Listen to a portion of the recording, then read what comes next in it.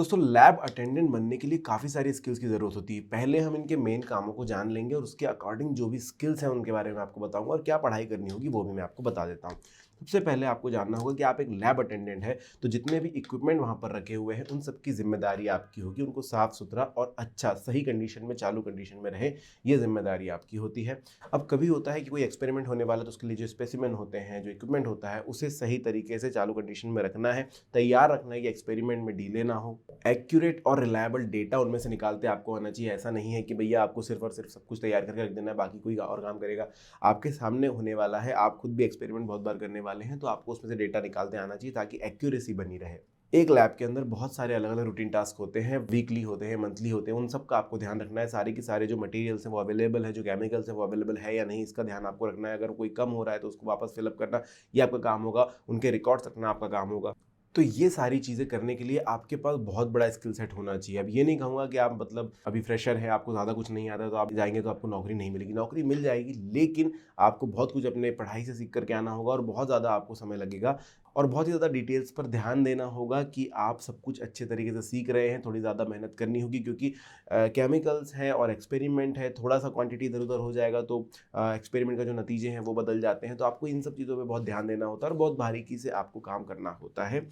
सारे इक्विपमेंट, सारी की सारी चीज़ें, सारे केमिकल, सारी जो भी चीज़ें हैं, स्पेसिमेन है या फिर सैंपल्स हैं, उन्हें आप सही तरीके से रख रहे हैं, उसका ध्यान आपको देना होता है। जब भी आप इंटरव्यू के लिए जाते हैं या फिर नौकरी के लिए अप्लाई करते हैं तो आपसे सबसे पहले एक्सपेक्ट किया जाता है एक्सपीरियंस। अब ये एक्सपीरियंस ज़रूरी नहीं है कि आपने पहले कहीं काम किया हो, क्योंकि अगर आप फ्रेशर हैं तो फिर तो नौकरी नहीं मिलेगी।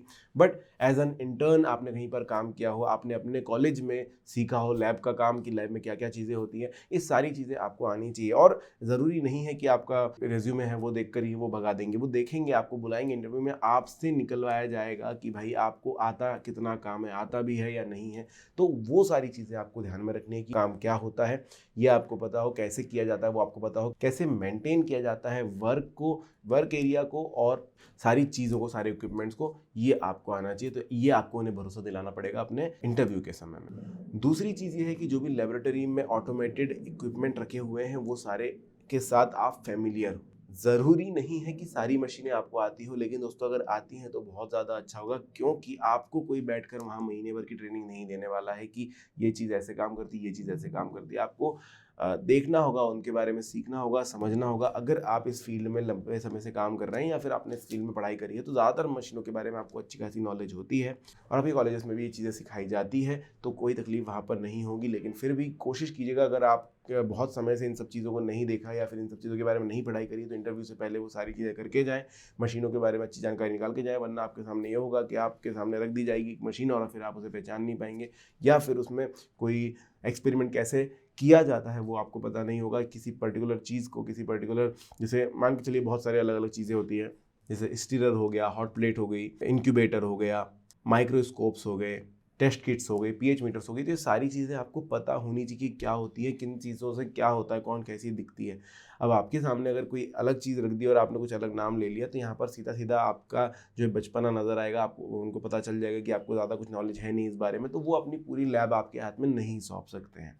तो ध्यान रखिएगा कि आपको ये इक्विपमेंट्स के बारे में अच्छी खासी जानकारी हो, तभी आप इंटरव्यू के लिए जा रहे हैं और किसी जगह पर अप्लाई कर रहे हैं। लेबोरेटरी इन्फॉर्मेशन सिस्टम के साथ आपकी जानकारी होनी चाहिए और कंप्यूटर का अच्छा खासा नॉलेज होना चाहिए, क्योंकि दोस्तों ज़्यादातर जो रिकॉर्ड्स होते हैं वो रजिस्टर पर नहीं होते हैं, वो ज़्यादातर कंप्यूटर्स में होते हैं। तो आपको एमएस एक्सेल शीट वगैरह ये सारी चीज़ें आनी चाहिए, क्योंकि उनके ऊपर ज़्यादा से ज़्यादा आपको रिकॉर्ड्स रखने होंगे, सारी चीज़ें फिलअप करनी होगी, क्या चीज़ है क्या नहीं है ये भी आपको करना होगा।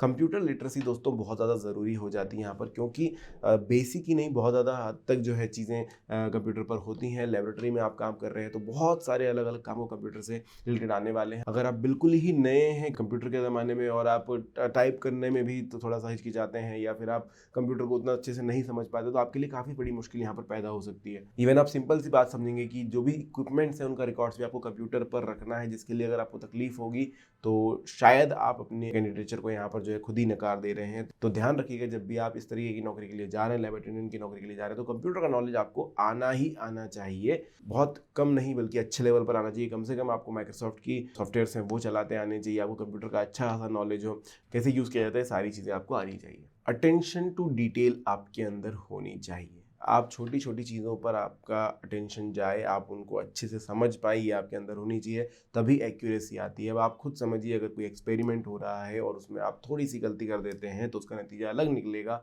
और अगर ये चीज़ रिपीट होती है तो बहुत ज़्यादा जो है फेलियर आपकी वजह से क्रिएट होने वाली है। इस वजह से आपकी जो है नज़रें काफ़ी ज़्यादा पारखी होनी चाहिए। आप एक लैब में काम कर रहे हैं, उस हिसाब से बहुत बार ये भी होता है कि बॉटल्स पर नाम नहीं लिखे हैं, तो वो लिक्विड देखकर समझना होगा क्या चीज़ क्या है। इस तरीके से बहुत सारे अलग अलग इक्विपमेंट, जैसे कि मैंने कहा था कि आपको इक्विपमेंट्स की बराबर प्रॉपर जानकारी होनी चाहिए, तो और कैसे कोई चीज़ की जा रही है उसकी बराबर जानकारी होनी चाहिए, क्योंकि आपको एक्सपेरिमेंट देखने होंगे, समझने होंगे, डेटा निकालना होगा, और आपको डिटेल्स भी सही से फिल करनी होगी, रिकॉर्ड करनी होगी। तो थोड़ी सी गलती यहाँ पर बहुत बड़ी मुश्किल पैदा कर सकती है, इसलिए छोटी छोटी डिटेल्स पर आपकी अटेंशन जाए, ये स्किल आपके अंदर ज़रूर चाहिए। एनालिटिकल जजमेंट आपका स्ट्रांग होना चाहिए। आप एनालाइज कर सकें कि भाई कोई प्रोसेस किस वजह से हुई है, कैसे हुई है, अगर गड़बड़ी हुई है तो वो क्या हो सकती है, गड़बड़ी किस वजह से होती है, क्या चीज़ें ख़राब हो सकती है, अगर कोई एक्सपेरिमेंट सक्सेसफुल नहीं हो पा रहा है तो क्या चीज़ हो सकती है, क्योंकि पूरी विधि आपके सामने लिखी हुई, तो क्या हो सकता है कि इसकी वजह से नहीं हुआ है, क्या गलती हो सकती है, कहाँ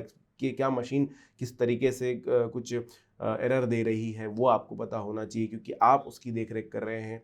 तो ये सारी चीज़ें आपको आनी चाहिए। अब ये नहीं बोल रहा हूँ कि आप नौकरी से पहले ये सब कुछ जानेंगे, लेकिन जब आप जा रहे हैं तो उसके बाद आपको यहाँ पर स्किल सेट की ज़रूरत ज़रूर पड़ेगी जब आप नौकरी कर रहे होंगे। और बात करें अगर दोस्तों पढ़ाई की, तो आपको कम से कम बैचलर्स की डिग्री लगती है आपको लैब अटेंडेंट बनने के लिए, जो कि मेडिकल टेक्नोलॉजी में हो सकता है, बायोलॉजी में हो सकता है, केमिस्ट्री में हो सकता है, जिससे कि आप अपने आप को साबित तो कर रहे हैं, क्योंकि आपने वो पढ़ कर आया, तो आपको सामने वाले को पता चलेगा कि हाँ, आपको नॉलेज है इस चीज़ों के बारे में, क्योंकि आपने काफ़ी ज़्यादा प्रयोग किए हैं ऑलरेडी आपके पढ़ाई के समय में। तो यह है दोस्तों कुछ स्किल्स और कुछ रिस्पॉन्सिबिलिटीज़ जो आपको हैंडल करनी होगी। अगर इसके अलावा कोई क्वेश्चन मन में आ रहा है तो कमेंट सेक्शन में लिख सकते हैं। वीडियो कैसा लगा ज़रूर बताइएगा। धन्यवाद।